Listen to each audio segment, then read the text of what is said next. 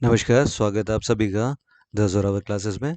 और उम्मीद करता हूँ आप लोगों ने जो पिछली वीडियो मैंने बनाई थी प्रीवियस पेपर का जो फर्स्ट पार्ट बनाया है वो आप सभी ने देख लिया होगा। अगर नहीं देखा है तो उसका लिंक डिस्क्रिप्शन बॉक्स में डाल दूंगा, आप वो वीडियो ज़रूर से ज़रूर जा कर के देखें, क्योंकि इन पेपर्स में मैंने आपको ये दिखाने की कोशिश की है कि क्वेश्चंस आते कैसे हैं। और जो सिर्फ formula short trick short trick short trick basic को कॉन्सेप्ट को ध्यान में नहीं रखते हैं जो बच्चे, वो उस पेपर को उस फॉर्मूले जो शॉर्ट ट्रिक वाले फॉर्मूले हैं उनको याद करके वो कितना कर सकते हैं वो खुद एनालाइज करें। जहाँ पे शॉर्ट ट्रिक लग सकती है, जो तरीके हैं वो भी मैंने डिस्कस किए हैं। बट जब कॉन्सेप्ट क्लियर है वो उसके बाद ही आप उस क्वेश्चंस को कर पाएंगे। और ये वही क्वेश्चन है जो आ रखे हैं, ये मैंने अपनी तरफ से नहीं बनाए हैं। तो चलिए शुरू करते हैं। अगला प्रश्न जो लिया है, जो आया था आपके पेपर में, वो है, कह रहा है कि एक लंब वृत्तीय बेलन के वक्र पृष्ठ क्षेत्रफल तथा कुल पृष्ठीय क्षेत्रफल में 2 और 3 का अनुपात है। ठीक है, तो पहले हम फॉर्मूला कर लेंगे, curved surface area and total surface area. तो इनका फॉर्मूला क्या हो जाता है कर्व्ड सरफेस एरिया का? ये हो जाएगा 2, कर्व्ड सरफेस एरिया का हो जाता है 2πr/h, और टोटल सरफेस एरिया का होता है 2πr/r+h। इसने कहा रेशियो, द रेशियो बिटवीन, तो हम लोगों ने ये रेशियो ले लिया, is 2:3। ये किसके बराबर है? 2:3 के बराबर है। अब देख सकते हैं 2πr से 2πr कैंसिल, h/r+h। तो यहां से क्या आई वैल्यू हमारी? h की वैल्यू आ गई 2, r+h की वैल्यू 3, मीन्स r की वैल्यू क्या हो गई होगी? 1 हो गई होगी। अब पूछा क्या है, what is the ratio of radius and height? तो रेडियस की वैल्यू क्या? 1, हाइट कितनी आ गई? 2। तो रेडियस एंड हाइट ये हो गया 1:2। तो 1:2 will be the required answer. ऐसे क्वेश्चन में आपको यहाँ पे बहुत ध्यान से क्वेश्चन को पढ़ना पड़ता है, त्रिज्या तथा ऊंचाई, क्योंकि अगर यहाँ पे रहता ऊंचाई तथा त्रिज्या तो आंसर हो जाता 2:1। पर चूंकि यहाँ पे क्या है, पूछ रखा है त्रिज्या तथा ऊंचाई, इसलिए आंसर हो जाएगा आपका 1:2। बढ़ते हैं अगले प्रश्न की ओर। अगला है, कह रहा है एक त्रिभुज है। पहले अच्छा, ऐसे क्वेश्चंस में आप सबसे पहला काम क्या करें? डायग्राम को ड्रॉ करें। जितना ड्रॉ करेंगे उतना ही आपको कॉन्सेप्ट क्लियर होता चला जाएगा और चीजें आसानी से समझ में आती चली जाएंगी। तो ए बी सी ड्रॉ कर लिया हमने। Okay, A B C, AB and AC are produced in triangle. The sides AB and AC are produced to P. AB और AC को क्रमशः P और Q तक बढ़ाया गया है। तो AB को P तक बढ़ा दिया गया और AC को Q तक बढ़ा दिया गया। ठीक है, PBC angle PBC and QCB means इस एंगल और इस एंगल की वो बात कर रहा है। समद्विभाजक यहाँ पे क्या है? Produce to the bisectors of PBC and intersect at point O। तो हमने क्या करा, इसके बाइसेक्टर्स ले लिए। अब बाइसेक्टर्स क्या होते हैं? जो उसको दो बराबर भागों में बांटते हैं, मीट एट पॉइंट O। और ये एंगल कितना दिया हुआ है? 56 का। ठीक है, अब then find angle BOC। ABC, ये मैंने गलत कर दिया, यहाँ पे एंगल A56 दिया हुआ है, ये हमें फाइंड आउट करना है, ये हमें निकालना है। ओके, BOC इक्वल्स BOC, इसकी वैल्यू हमें निकालनी है। चलिए देखते हैं। अब ये हमारा 56 हो गया। हमें पता है कि ट्रायंगल के तीनों एंगल का सम कितना होता है? 180 डिग्री होता है। ठीक है, तो 180 में से 56 गए, 6 4 10, 60 हो गया और वो आ गया 124। मीन्स ये दोनों एंगल कितने हो गए? 124 हो गए। इन दोनों एंगल का सम 124 हो गया। ओके, फॉर इंस्टेंस, क्योंकि ये जो भी एक्सटीरियर एंगल हमें तो ये बराबर ही लेना पड़ेगा, हम इसको दोनों को एक बार के लिए बराबर मान लेते हैं। ठीक है, ये हमने मान लिया 62 और ये भी मान लिया हमने 62, क्योंकि कोई फर्क नहीं पड़ेगा इससे। जब ये 62 हो गया तो इसका एक्सटीरियर क्या हो जाएगा यहाँ पे?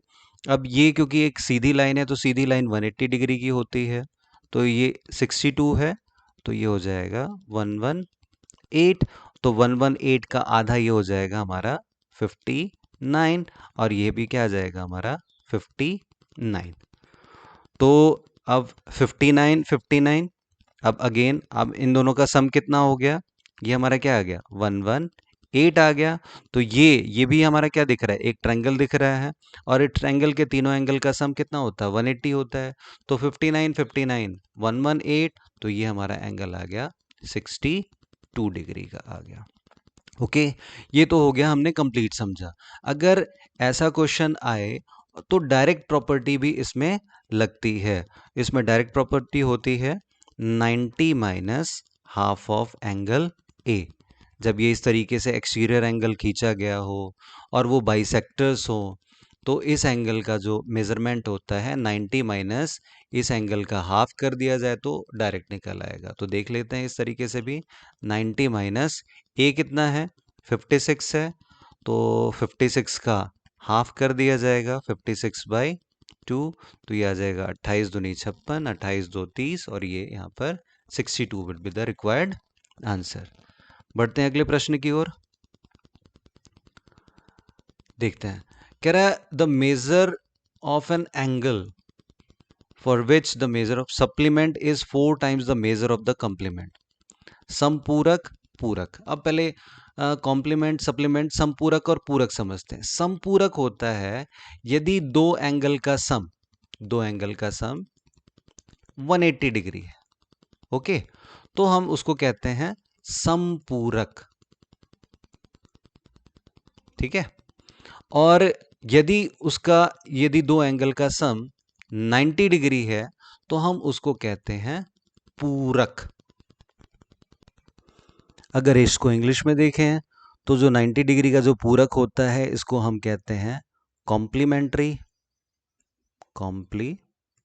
एंगल्स, और जो 180 होता है उसको कहते हैं हम सप्लीमेंट्री एंगल्स। ओके, ये आप लोग यहां से समझ लेंगे।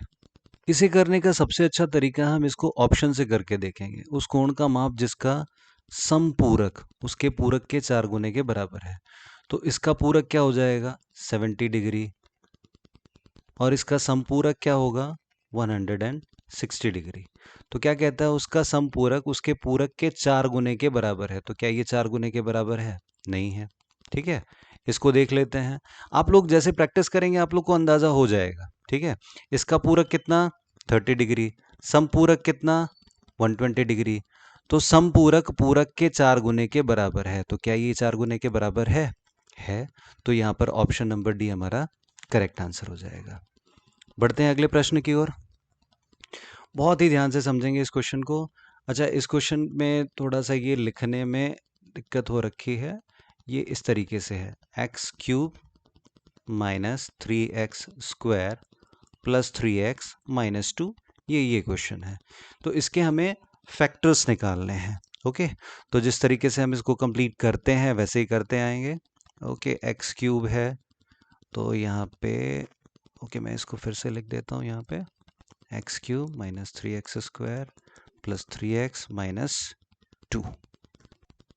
तो वेक्टर निकालने के लिए लास्ट क्लास में बताया था हमें वैल्यू पुट करके देखनी होती है 1 माइनस 1 2 माइनस 2, लगभग इनमें ही हमारा आंसर आ जाएगा। ओके, 1 करके देखना आसान है, 1 हो जाएगा, ये 3 हो जाएगा, 3 से ये 3 कैंसिल नहीं आएगा। ओके, 2 रख के देखते हैं, 2 दूनी 4 दूनी 8, 8 और 2 तिया 6, 14 हो गया। यहाँ पे 2 दूनी 4 तिया 12, 12 और 2 14 हो गया। मीन्स x की वैल्यू जब हमने 2 रखी, x इक्वल टू, तो ये उसका गुणनखंड है, तो x की वैल्यू 2 है, मीन्स क्या आ गया हमारा x माइनस 2 इसका एक फैक्टर है। अब आप क्या कर सकते हैं, सिंपल सा निकालने के लिए आप इसे x माइनस 2 से आप डिवाइड कर दें, या फिर आप इस तरीके से कंप्लीट निकालने की कोशिश करें। जैसे करते हैं, ये हो जाएगा x³ माइनस 3x स्क्वायर है, तो हम इसको कर देते हैं 2x square minus x square. Okay, हम बस ये x माइनस 2 लाने की कोशिश करेंगे। ये 3x है तो ये हो जाएगा 2x प्लस x और ये माइनस 2। अब यहाँ से x स्क्वायर कॉमन, ये क्या आ जाएगा x माइनस 2, माइनस का अब इन दोनों में से देख सकते हैं, माइनस का x कॉमन, तो ये आ जाएगा x माइनस 2 और ये प्लस का 1 तो ये भी क्या आ गया x minus two, x minus two, x minus two, x minus two, ये कॉमन आ गया और क्या बचा हमारा x square minus x plus one. तो एक फैक्टर तो ये हो गया और दूसरा फैक्टर हमारा ये हो गया। आप देख सकते हैं x square minus x plus one means option number V will be correct answer. समझेंगे इस प्रश्न को भी। कह रहा the diameter of the base of a right circular solid cylinder, okay, right circular solid cylinder है, इसका डायमीटर आपको दिया गया है 14 मीन्स रेडियस क्या हो गया 7 हो गया, okay, and its volume is 2002 centimetre cube. The total surface area of the cylinder हमें निकालना है, TSA हमें निकालना है, ठीक है। ओके इज ओके, एक चीज मैं आपको यहाँ पे बताना चाहूंगा, जब ये क्वेश्चन मैंने वो लिखा नहीं है, इसमें आपको हिंट भी दिया हुआ था, यूज पाई इक्वल 22/7, क्योंकि हम सभी जानते हैं 3.14 भी है, पर वो ये इसलिए कह रहा है, ये हिंट इसलिए दे रहा है ताकि ये रखेंगे तो बड़ी आसानी से आपका ये सॉल्व हो जाएगा। टोटल सरफेस एरिया का फॉर्मूला हो जाता है 2πr, r प्लस एच, हमारे पास r तो है, h की वैल्यू नहीं है, हमें क्या करना पड़ेगा, इसको रख करके निकालना पड़ेगा। तो क्या हो जाएगा पाई r square into H equals 2002। इसको सॉल्व कर देंगे हम लोग, यहाँ पे 7 से 7 यही चला जाएगा, ओके, ये आ जाएगा 7 इंटू 22। अब सॉल्व कर लेंगे, बिंदास आप सॉल्व कर सकते हैं क्योंकि कटेगा ही कटेगा लगभग। 11 एकम 11, 9 आ गया 90, 11 अठे 88, 2 आ गया, 11 दूनी 22, ओके, 7 दूनी 14, 14 एकम 14, 14 तिया 42, मीन्स यहाँ से h की वैल्यू क्या आ गई हमारी 13 आ गई। हमें निकालना क्या है 2πr, r प्लस एच, तो 2/22 इंटू 7 और r प्लस एच ये कितना हो गया 20 हो गया। सो 7 से 7 कैंसिल, 22 दूनी 44, 44 दूनी 88, 880 इज द रिक्वायर्ड आंसर। चलिए जल्दी से बढ़ते हैं अगले प्रश्न की ओर। अगला कहता है what is the ratio of equilateral triangle, area of an equilateral triangle of side 2a units to that of a square whose diagonal is 2a unit, okay।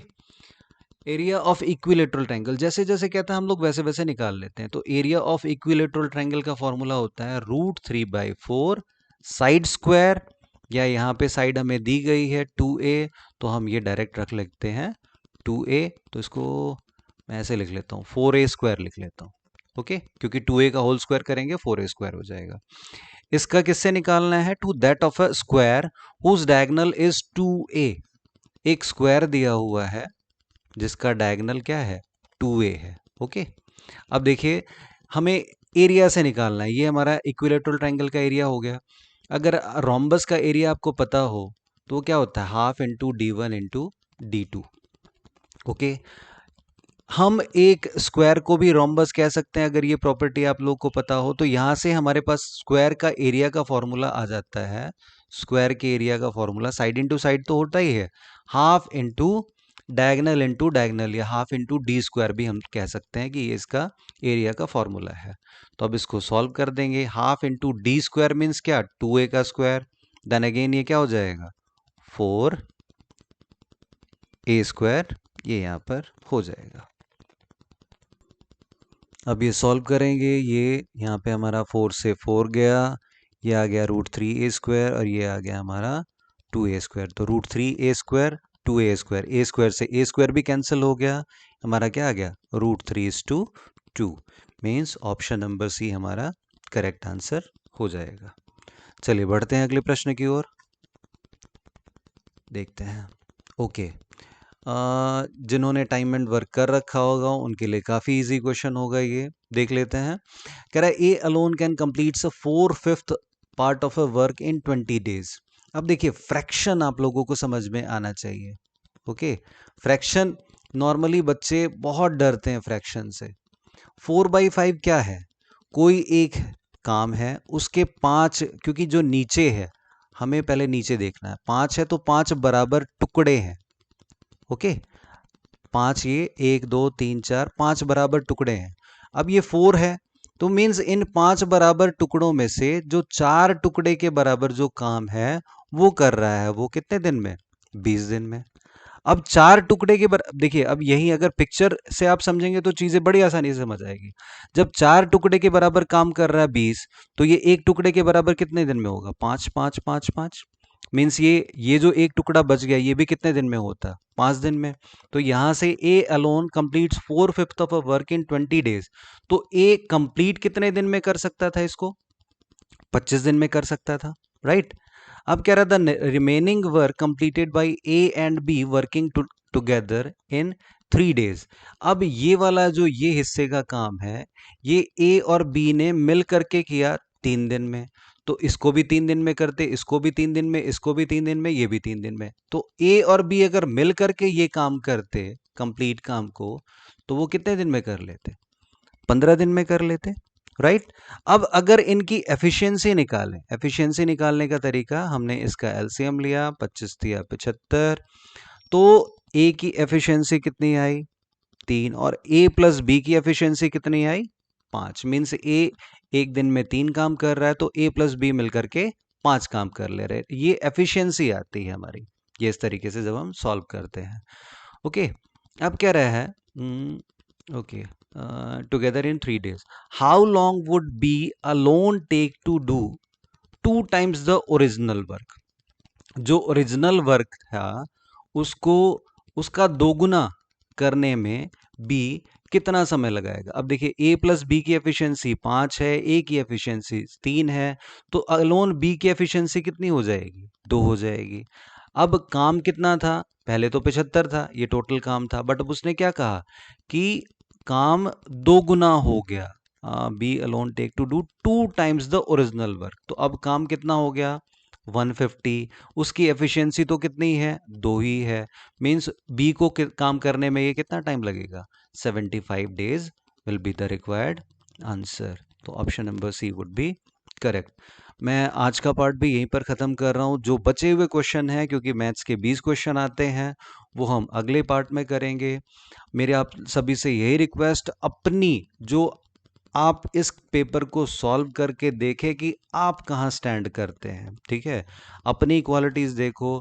हर एक की क्षमता एक दूसरे से अलग अलग होती है, इंडिविजुअल डिफरेंस इज़ देयर। और मेरा बताने का जो मकसद है वो ये है, आप सभी देख सकते हैं कि जब तक कंसेप्ट क्लियर नहीं है, आप क्वेश्चंस को आसानी से नहीं कर पाएंगे। तो सिर्फ शॉर्ट ट्रिक जो नॉर्मली होता है, मैं यहाँ पे किसी की बुराई नहीं कर रहा हूँ, ठीक है?